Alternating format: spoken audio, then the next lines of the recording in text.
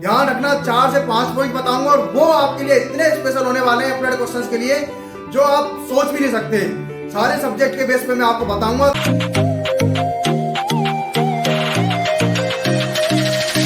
नमस्कार दोस्तों, मैं जय गुप्ता एक बार फिर से आप सभी का स्वागत करता हूं हमारे इस चैनल जेपी नर्सिंग गाइडर में।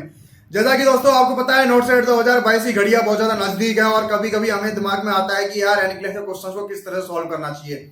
हम बनने क्वेश्चंस को याद कर सकते हैं, ट्रिकी क्वेश्चंस को समझ सकते हैं, लेकिन अप्लाइड क्वेश्चंस को यार सॉल्व करने की क्या तकनीक है, किस तरह से हम अप्लाइड क्वेश्चंस को कर सकते हैं, क्या फॉर्मूला है अप्लाइड क्वेश्चंस को सही करने का।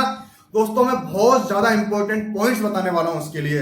ध्यान रखना, 4 से 5 पॉइंट बताऊंगा और वो आपके लिए इतने स्पेशल होने वाले हैं अप्लाइड क्वेश्चंस के लिए जो आप सोच भी नहीं सकते।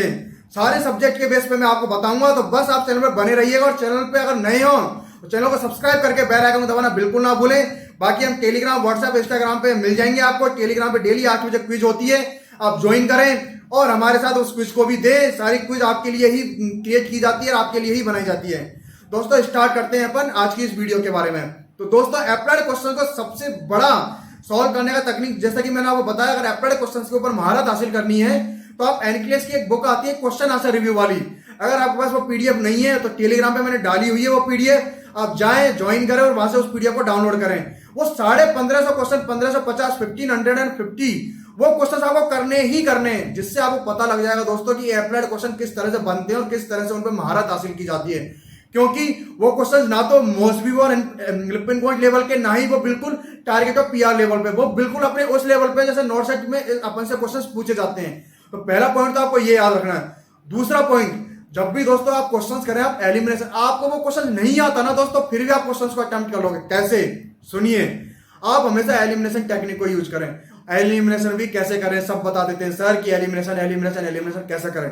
जिस भी ऑप्शन में आपको ऑलवेज, हमेशा ऑलवेज वर्ड आपको दिख जाए, या फिर आपको इस तरह की लाइन देखने मिल जाए कि ये काम करना ही करना है, you should be always mandatory, you should be always done, तो इस तरह की लाइंस आपको देखने को मिल जाए, ऑलवेज वर्ड देखने को मिल जाए आपको, या फिर ये काम हमको करना ही नहीं है, या फिर नर्स आप, या फिर ऐसा बोले कि नर्स आपको सुनेगी, या फिर नर्स आपको रेस्पॉन्स करेगी, नेक्स्ट डे आपको रेस्पॉन्स करेगी, इस तरह के वर्ड्स आपको देखने को मिल जाए, ऑलवेज टाइप के वर्ड्स देखने को मिल जाए, तो दोस्तों आप सबसे पहले उसको क्रॉस कर दें।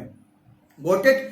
दूसरा आप जब भी आप ऑप्शंस को देखें, ऑप्शंस में देखें जो भी क्वेश्चंस पूछा है, जैसे मान चलो साइकिट्रिक का कोई क्वेश्चंस पूछा है, साइकिट्रिक के अंदर आपसे पूछा है कोई पेशेंट है, एल्कोहलिक पेशेंट है और वो बहुत ज्यादा वायलेंट, एल्कोहलिक मैनिक का कोई पेशेंट है और बहुत ज्यादा वो वायलेंट हो रहा है, तो वायलेंट करने के लिए आप सबसे पहले क्या करेंगे? तो उसमें ऑप्शंस भी होगा, सिक्योरिटी गार्ड्स को बुला लेंगे, या फिर नर्स है ना इग्नोर कर देगी। तीसरा ऑप्शन होगा कि नर्स उसके पास जाएगी और उसको समझाएगी, और चौथा ऑप्शन होगा कि उसकी जो एक्टिविटी है उसको लिमिट कर देगी किसी ना किसी तरह से। दोस्तों आपको लिमिट एक्टिविटी आपको बहुत अच्छे से आंसर लग रहा होगा। इसके अंदर आपको आंसर लग रहा होगा कि जो नर्स है उसके पास जाके उसको समझाएगी। नहीं दोस्तों, अब आपको यही चीज समझे, जो मेनिया का पेशेंट है, मेनिया का बहुत ज्यादा वायलेंट होता है, अगर आप उसके पास जाएंगे तो आपको हार्म कर देगा, ये ऑप्शन कट हो गया। दूसरा ऑप्शन, अगर अपन ने बोला कि अपन इसकी एक्टिविटी लिमिट कर देंगे, दोस्तों कैसे कर दोगे आप एक्टिविटी लिमिट? अभी साले तुम उसको बोलोगे कि भाई बैठ जा, वो तुम्हें ही बैठा देगा 1 मिनट में, मेनिया का पेशेंट, समझ गए? तीसरा ऑप्शन अपन ने बोला कि इग्नोर, तो ये तो आपको सबसे पहले हटा ही देना है। चौथा ऑप्शन बचता है कॉल द सिक्योरिटी गार्ड, सबसे पहले आपको कॉल करना है सिक्योरिटी गार्ड को, या फिर आपको अलार्म बजा देना है, कॉल अलार्म जो होता है बजा देना है कि आपका मेनिक पेशेंट वायलेट हो चुका है, अब आपको इसको संभालने की जरूरत है। इस तरह से आपको वो क्वेश्चंस एलिमिनेशन टेक्निक आपको यूज करनी है, समझ गए दोस्तों? तीसरा पॉइंट, अगर आपको क्वेश्चंस के बारे में जैसे मल्टीपल माइलोमा हो गया, मल्टीपल स्क्लेरोसिस हो गया, या फिर कोई भी टर्मिनोलॉजी हो गई, गुलिन-बर्रे सिंड्रोम हो गया, टेंशन एंड टेस्ट उसके अंदर था, तो जो टर्मिनोलॉजी आपको उसके बारे में थोड़ी बहुत नॉलेज होनी चाहिए। अब जब आपको उसके बारे में नॉलेज होगी तो दोस्तों आप जब भी उसके मैनेजमेंट पढ़ोगे, अब जैसे गुलिन-बर्रे अपन पढ़ते हैं, गुलिन-बर्रे में सबको पता है रेस्पिरेटरी पैरालिसिस होता है, इसके अंदर क्या कहते हैं कैंपाइलोबैक्टर बैक्टीरिया होता है, हिस्ट्री देखते हैं अपन जीआईटी की।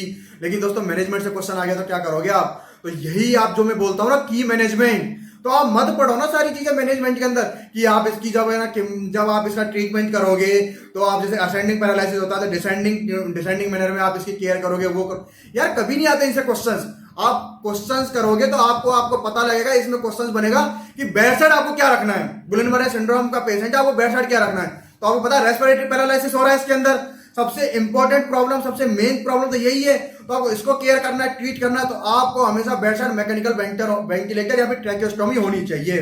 तो ये की सिम्टम की मैनेजमेंट हो गया। इस तरह से दोस्तों बहुत सारी डिजीज होती है, उनके की मैनेजमेंट, जैसे कि मेनिंजाइटिस मेरे माइंड में आया। मेनिंजाइटिस का की मैनेजमेंट क्या होता है कि आप जब भी आप उसको क्या कहते हैं कि आपने एंटीबायोटिक थेरेपी दे दी, तो आप उसको क्या करते हैं, आइसोलेट कर देते हैं 24 to 48 आवर्स के लिए हॉस्पिटल में। तो ये होता है इसका की मैनेजमेंट। तो आपको इस तरह से चीजें आपको पता होनी चाहिए दोस्तों। तो ये की मैनेजमेंट पे आपको वर्क करना है अगर आपको अप्लाइड क्वेश्चंस को सॉल्व करना है। और उसके बाद होता है अप्लाइड क्वेश्चन को किस तरह से सॉल्व करें। सबसे इंपॉर्टेंट पॉइंट बताने वाला हूं दोस्तों, ये 5th पॉइंट है, सबसे इंपॉर्टेंट पॉइंट। जब भी आप एनक्लेस का क्वेश्चन सॉल्व करें ना दोस्तों, हम क्या करते हैं, एनक्लेस का क्वेश्चन सॉल्व करते हैं, अगर अपना आंसर आ गया तो छोड़ देंगे, अरे यार ठीक है ना, अपन ने तो कर लिया, आंसर सही है। या फिर अगर आंसर नहीं आया तो अपन उसका रेशनल पढ़ लेंगे ज्यादा से ज्यादा। कभी आपने पढ़ा, उसके नीचे होता है टेस्ट टेकिंग स्ट्रेटजी, एक वर्ड लिखा होता है और उसके अंदर बताता है एनक्लेस खुद कि हमने इस क्वेश्चन को किस तरह से अप्रोच किया है, एलिमिनेशन टेक्निक से अप्रोच किया है, या फिर की सिम्टम से इसको अप्रोच किया है, या फिर की मैनेजमेंट से इसको अप्रोच किया है। तो वो चीजें दोस्तों मैं आज भी आपको कह रहा हूं, अगर आपने 20 से 50 क्वेश्चंस की आपने टेस्ट टेकिंग स्ट्रेटजी को पढ़ लिया, तो अप्लाइड क्वेश्चंस के अंदर आपके अंदर इतनी अच्छी अंडरस्टैंडिंग हो जाएगी कि आप क्वेश्चंस को गलत कर ही नहीं पाओगे टेस्ट उसके अंदर।